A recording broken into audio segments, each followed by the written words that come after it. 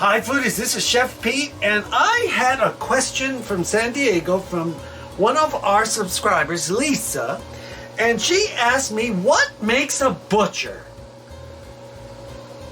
And I said, what makes a butcher? What makes a plumber? What makes an electrician?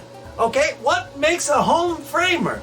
You become an apprentice, and then you become a journeyman, and then you take a test, you pass the test, and then you get your MD.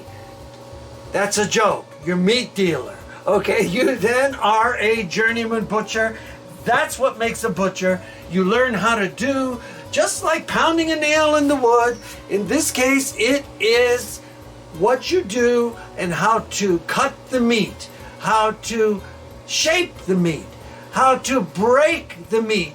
I came from the group of people that learned how to take a carcass, a front quarter, a hind quarter. I'm doing a hind quarter, a front quarter, and we learned how to break it and cut it into pieces, and not just grind beef, right?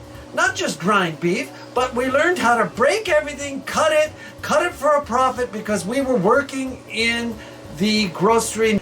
And in my career, I ended up being a meat manager.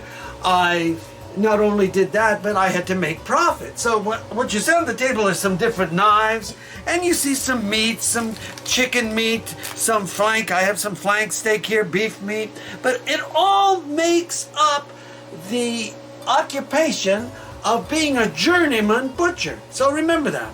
Being a journeyman butcher is a trade, just like being a plumber, an electrician, a carpenter, all of that. It's a trade, and you learn how to do it in your apprentice time, and then you go forward ahead as a journeyman and do your job and earn a wage and pay your bills and buy your food and do this and that, and there we have it. So this is Peter Carpizos thanking you all, and the noise you hear in the background behind me is the air fryer oven going, making some delicious eggplant, little slabs to go for a low carb eggplant. So there we have it. Okay, Pete at Carpizos answering another subscriber's question. Thank you, Lisa. Ask again. Pete out.